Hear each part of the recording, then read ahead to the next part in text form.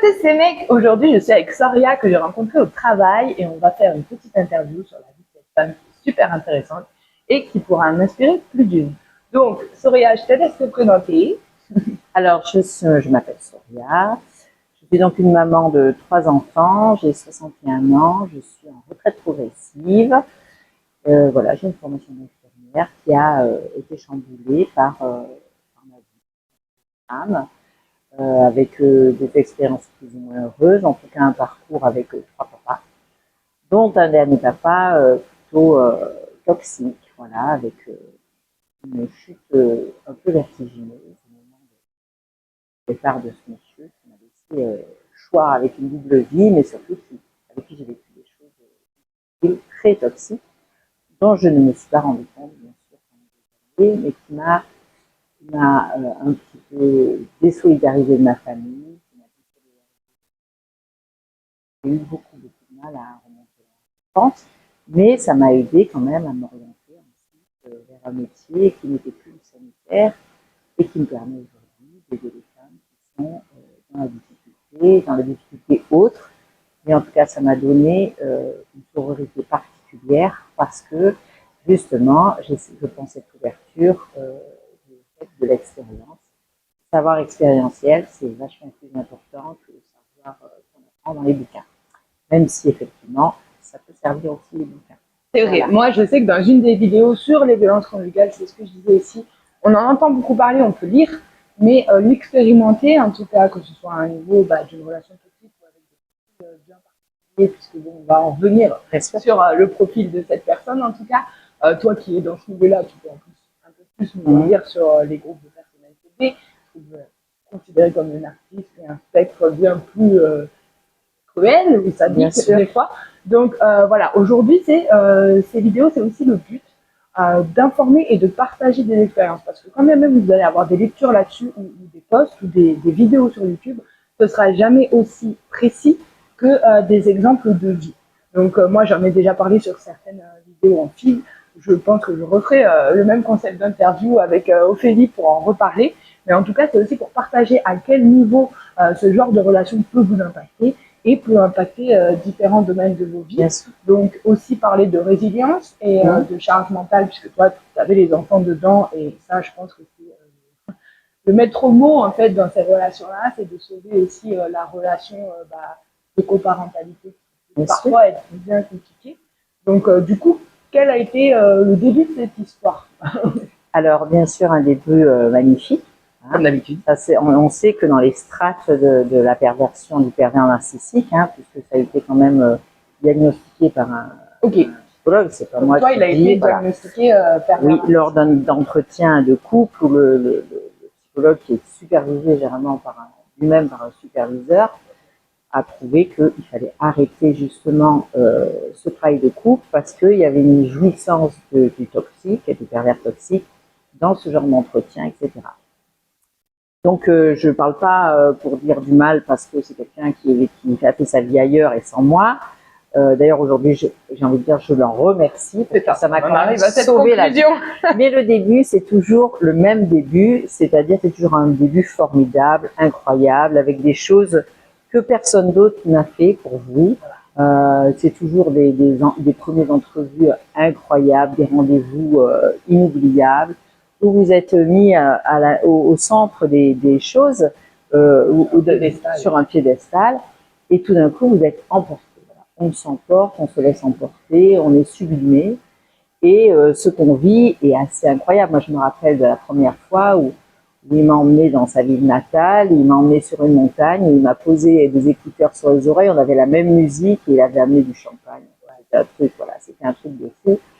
Et je me suis dit, ce mec est super, en plus c'est un érudit, en plus il pense à tout, et puis c'est incroyable, enfin c'est le rêve. Et je crois que c'est un peu toujours la même gymnastique, etc., même si après il y a des différences dans les toxiques. Voilà, c'est ce qu'ils appellent la phase en général de love bombing. Donc c'est là où les personnalités toxiques vont refléter en fait tes qualités, bien sûr, un contenant assez vide finalement qu'on rencontre, et vont hier j'ai regardé une vidéo sur le professeur Sam qui parlait de l'empathie au niveau des prédateurs. Et en fait il expliquait comment l'empathie est venue à l'ère de la prédation. Et en fait, ces gens-là adaptent leur empathie avec une empathie froide Complètement. et arrivent à justement rentrer ou s'immiscer et projeter en fait finalement la personne que toi t'aimerais avoir selon tes qualités et compétences émotionnelles. C'est exactement ça. En fait, il y a une notion de faille. Moi, ma faille, c'était, j'étais à ce moment-là ce qu'on appelle une recommençante dans la foi catholique. Donc, je vivais un truc très fort et en fait, il s'est empaillé dans cet endroit-là parce que c'était l'endroit où ça me touchait, où j'avais besoin d'être nourrie. Et il me nourrissait alors qu'en fait, il y avait un espèce de vide intense à l'intérieur de lui. Et moi, je ne savais pas déjà que j'étais l'objet de cette personne. Mais moi, d'un autre côté, j'avais un rapport de complaisance à ça. Au début, on a un petit rapport de complaisance parce qu'on ne voit pas l'étendue de l'idée de la personne. On pense vivre quelque chose d'intense avec quelqu'un qui vous comprend, voilà, quelqu'un qui comprend que vous êtes dans un chemin recommençant, quelqu'un qui valide un peu ça. C'est très particulier la foi en plus, donc on rentre dans des discussions vachement fortes, assez profondes sur ce qu'on vit dans sa foi, etc. Donc c'est important pour moi et en fait il s'est quand même beaucoup jeté là-dedans. Et même si j'ai vu des petites choses au début, des petits détails, des petites choses minuscules, mon cerveau les a complètement obturé ce que je pouvais entrevoir et que ensuite, à la fin de cette histoire, j'ai commencé à me remémorer, à me dire non mais là, les petits détails qui reviennent en flash. Tu te dis mais là tu aurais dû dire quelque chose, là tu aurais dû penser quelque chose, là tu aurais dû voir. Mais souvent, je trouve que dans ces relations, quand ensuite elles se compliquent, quand on se rend compte que on a été un peu isolé, à la fin, on a du mal aussi à parler de ça parce qu'on a extrêmement honte de cette fait avoir. Alors moi, ce qui m'a réparé beaucoup dans cette honte, il y a eu une émission sur Arte avec des personnes qui avaient été aussi avec ce genre de personnes et qui sortaient de formations d'érudits, de gens qui avaient fait Sciences Po, etc. et qui étaient restés pareil 8 ans, 10 ans, qui avaient été trompés, menacés, tapés, voilà, en fonction de chacun, hein, parce que moi j'ai jamais été tapée, donc voilà.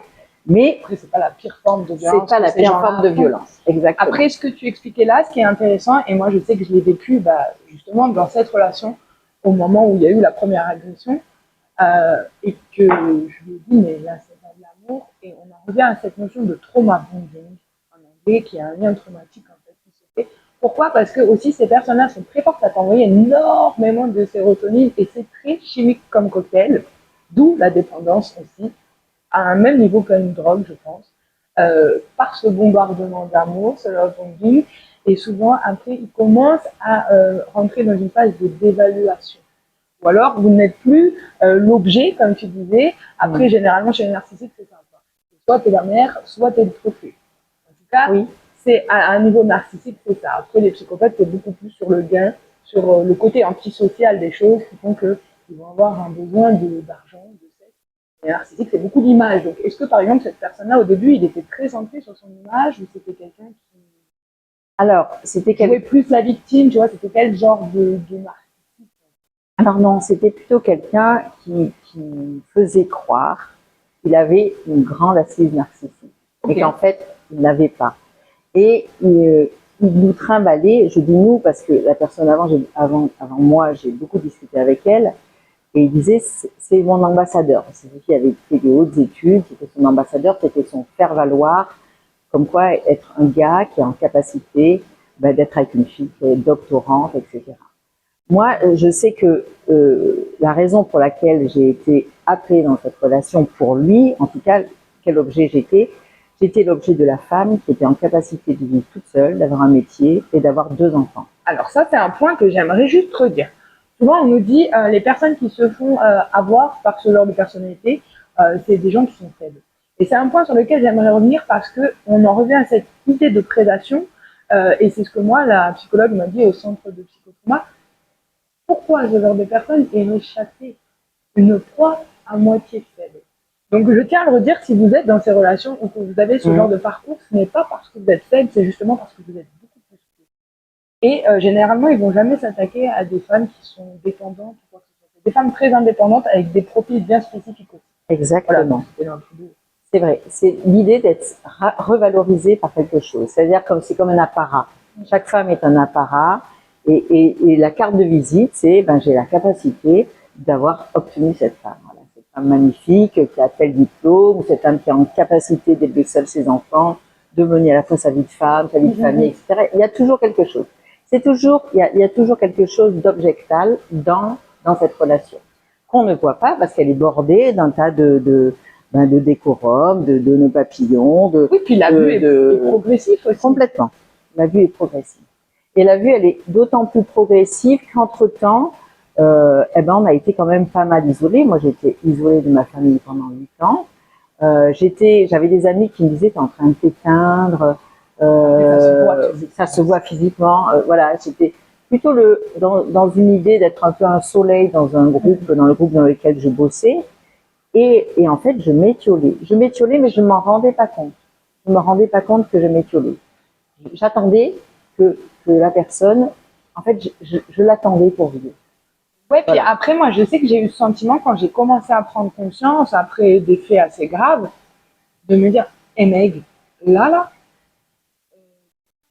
mais d'un côté, de ne pas avoir la possibilité de réagir, parce que bien sûr, quand on a notion, il est déjà tard, on est soit financièrement aussi, voilà, il y a beaucoup d'hommes, bien sûr. Dans ces contextes-là, qui commencent surtout par une violence beaucoup plus émotionnelle, ensuite psychologique, mais surtout financière. Enfin, toi, tu disais, tu es indépendante, mais il y en a beaucoup qui se retrouvent coincés parce que ils ont accès au compte, ils ne veulent pas travailler, ou à effet inverse. Donc, est-ce que ça, toi, au début de la relation, tu l'avais vu un petit peu son rapport à l'argent? Est-ce qu'il y avait, par exemple, des formes d'addiction? Parce que moi, je me souviens, c'était accro au jeu d'argent, accro au poker, il m'a volé ma carte bleue, mes trucs, tu vois. Oui. Est-ce que toi, il y a eu quelques petits red flags, comme tu disais, où tu t'es dit, oh putain, là, dans quoi je m'embarque? Oui, d'ailleurs, c'est ça qui m'a aussi fait penser quelque chose qui allait pas. C'est-à-dire que moi, j'ai toujours un rapport à l'argent qui est un peu difficile. J'ai un peu peur des banquiers, j'ai toujours vécu seule, donc on compte, on machine, on n'est pas à la pauvreté, mais on fait attention. Donc là, sur le coup, j'avais trouvé quelqu'un qui s'occupait des comptes. Voilà. Et qui s'occupait des comptes, mais qui travaillait quasiment pas. Sous couvert d'avoir été partie de Lyon et d'être ici, de plus être dans la ville mère du travail qu'il faisait, sur le coup, il travaillait pas. Il travaillait dans la maison, donc je ne pouvais pas voir ce qu'il faisait, en tout cas. Et puis, il avait des marottes. Bon, la marotte, c'était l'achat des compulsions, à un point où, par exemple, il faisait réceptionner les colis qu'il recevait chez le voisin. Ce qui fait que je n'en voyais pas une partie. Mais je voyais bien qu'il y avait de l'addiction, une espèce de toc, une espèce de réassurance dans la compulsion. Par exemple, s'il achetait un jeu vidéo, il va l'acheter, il cherchait une promotion x10. Et quand il faisait les courses, s'il y avait une promotion dentifrice, il en prenait 30. Il y avait quelque chose un peu de d'amassé, du collectionneur. D'accord. Okay. Voilà. Donc, tu aurais dû déjà un peu me dire, il y a quelque chose qui est un peu anormal là-dedans. C'est surtout qu'en plus, au début de la relation, en général, ils te disent une bonne excuse. Moi, ils me disent, je suis en intérim, puis les semaines passées, les mois passés, tu l'aides à trouver du taf, tu l'aides à faire quoi que ce soit. Et tu te rends compte qu'en fait, c'est vraiment pas de la mauvaise volonté, mais c'est un choix. C'est un choix aussi. Moi, je sais que, par exemple, ils demandaient beaucoup d'argent aux gens autour. Par exemple, sa mère subvenait à ça. Et il y avait un côté très toxique après dans cette famille-là, donc j'imagine que lui a dû avoir mais voilà, c'est vrai que l'argent, le rapport à l'argent avec ces gens-là est assez spécial parce que c'est des gens qui projettent une image qu'ils ont envie d'avoir ou d'un train de vie, mais qui ne font rien pour l'avoir en fait. C'est ça. Et toi, tu t'en es rendu compte à quel moment vous avez habité ensemble, par exemple? Alors, ça a été très rapide la relation? Ça a été très très rapide, c'est-à-dire il est descendu, il est venu habiter ici et il présentait un peu son trouble au travail comme étant descendu par amour pour quelqu'un et d'avoir quitté un boulot incroyable où c'était juste un remplacement, un congé maternité. Donc il y a eu quelques petites missions qu'il a fait ici et puis au fur et à mesure, ça a été une des premières choses. Je ne me réalise pas parce que tu m'as fait descendre pour que tes enfants soient pas séparés de leur père et moi sur le coup j'ai du mal à travailler, je lui vote, etc., etc. Donc après, c'était